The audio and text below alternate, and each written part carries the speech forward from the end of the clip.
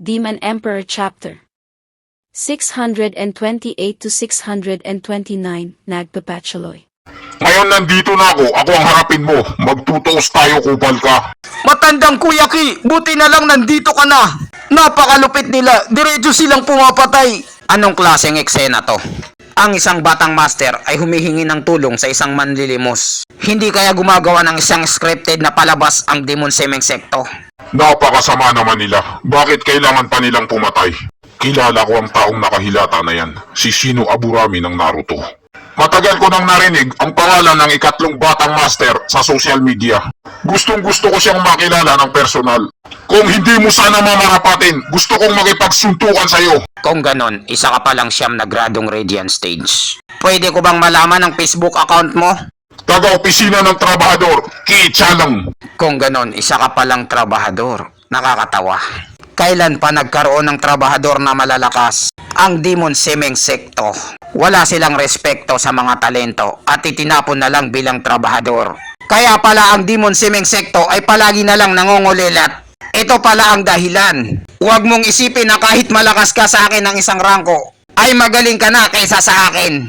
Manahimik ka na lang at tignan natin kung kaya mong sanggain itong sapak ko. Tangina, ba't ako tumilapon?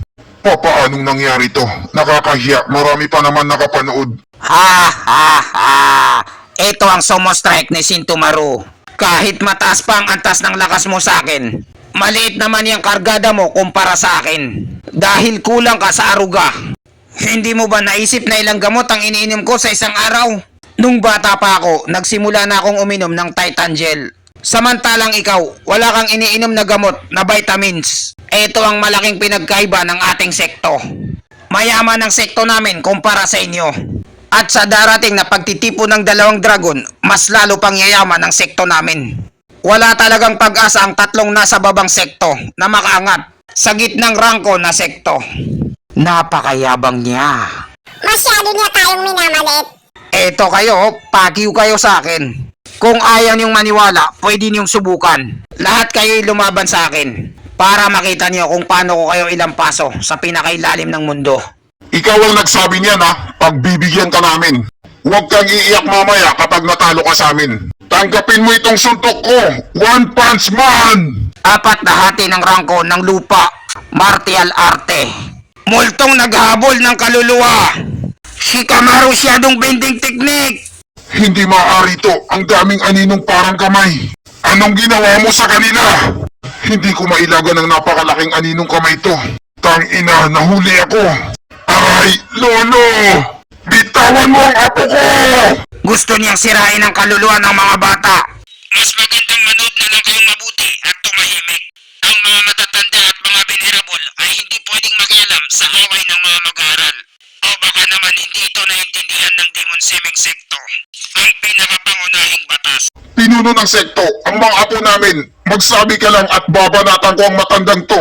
Kailangan ko munang mag-isip kung anong magandang gawin. I need time. Hindi namin pwedeng banatan ng matanda dahil magkakaroon ng digmaan ang dalawang sekto. Pinuno ng sekto, ano na, magsalita ka. Wala ka bang bayag?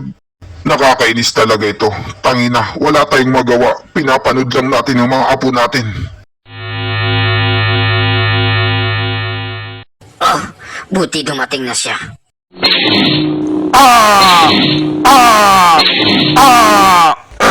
Kaninong napakalakas na enerhiya to?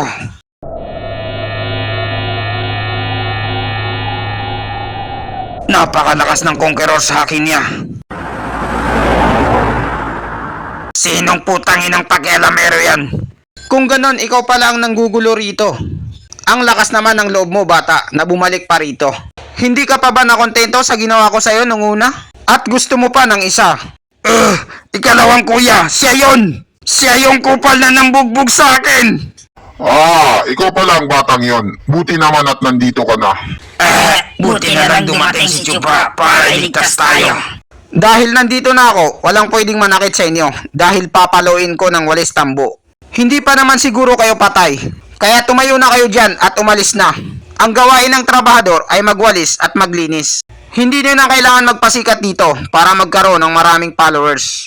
Ang hinahamon nila ay ang mga kapili-piling mag-aaral.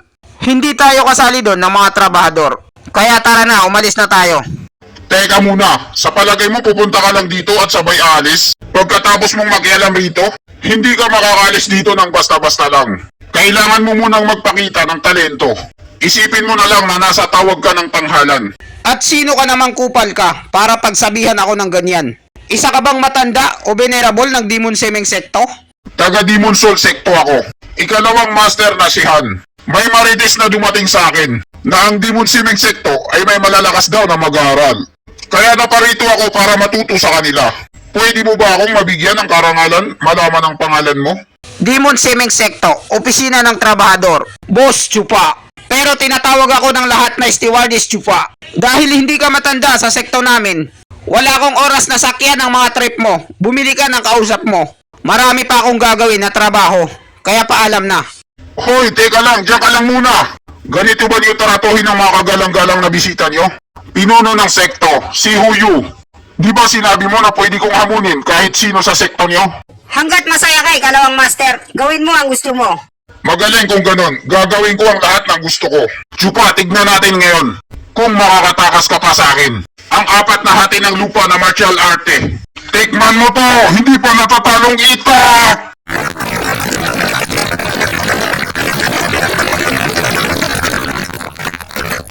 Yan ang ipinagmamalaking arte ng Demon Soul Secto.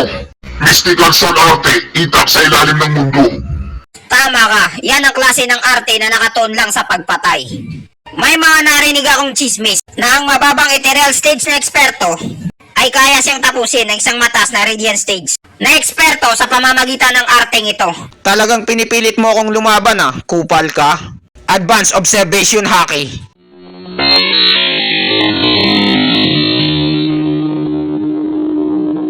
Miliudas, full counter!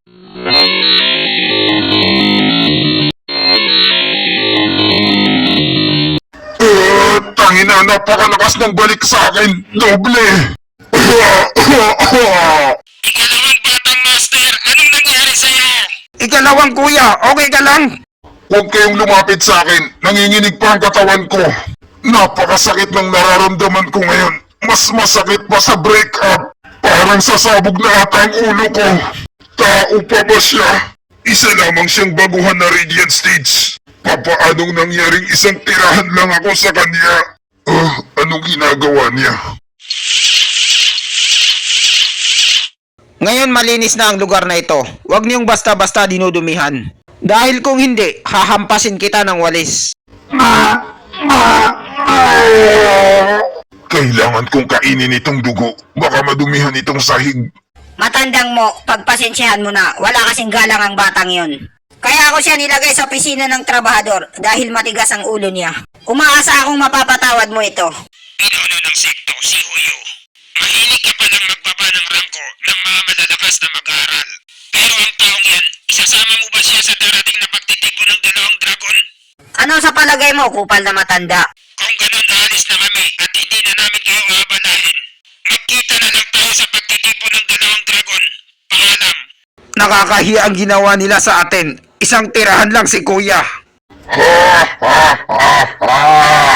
Tignan mo sila. Nasa gitnang rangko sila na 3 sekto. Tapos binalagbag lang sila. Huwag kang masyadong masaya. Hindi lang sila naparito para hamunin tayo. Pumunta sila rito para mag-spy. Si Chupa ay nagkaroon ng alitan sa ikatlong master nila.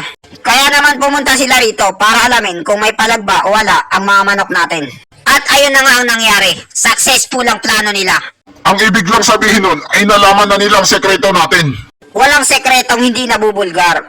Malalaman at malalaman din nila sa takdang panahon. Kaya mas magandang ipakita na natin sa kanila ngayong araw. Para alam na nila sa sarili nila na ang sekto ko ay may balak umangat sa posisyon ng gitnang rangko ng 3 sekto. Pinuno ng sekto, ang Bistiming sekto, ang mga matatanda sa kanila at mga mag-aaral. Humihingi sila ng pahintulot na tumulay sa loob. Ano? Ang Bistiming sekto na naman ngayon? Ano na kayang nangyayari sa araw na ito? Dinadayo na tayo ng maraming sekto. Ginawa na nilang tourist spot ang sekto natin. Ibang grupo na naman ito ng mga marites Nung una, kinidnap natin ang tatlong mga matatanda nila sa Pilipinas. Kaya naman gaganti sila sa atin sa pagtitipo ng 2 dragon. Ano bang dapat nating ikatakot? Kasama lang naman sila sa mababang rangko na 3 sekto, katulad natin. Ipadala na natin dun si Chupa para mabugbog sila at tapos na ang lahat. Bullshit yan! Mga bobo talaga kayo. Ginagamit niyo ba ang utak niyo?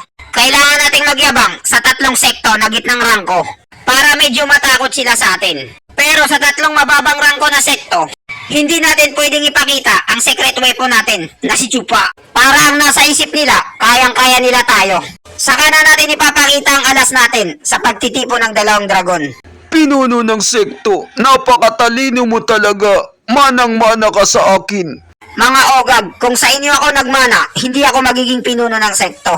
At dito nagtatapos ang chapter. 628 to 629. Maraming salamat po sa panunood nyo. Mag-subscribe para laging updated sa buhay ni Chupa.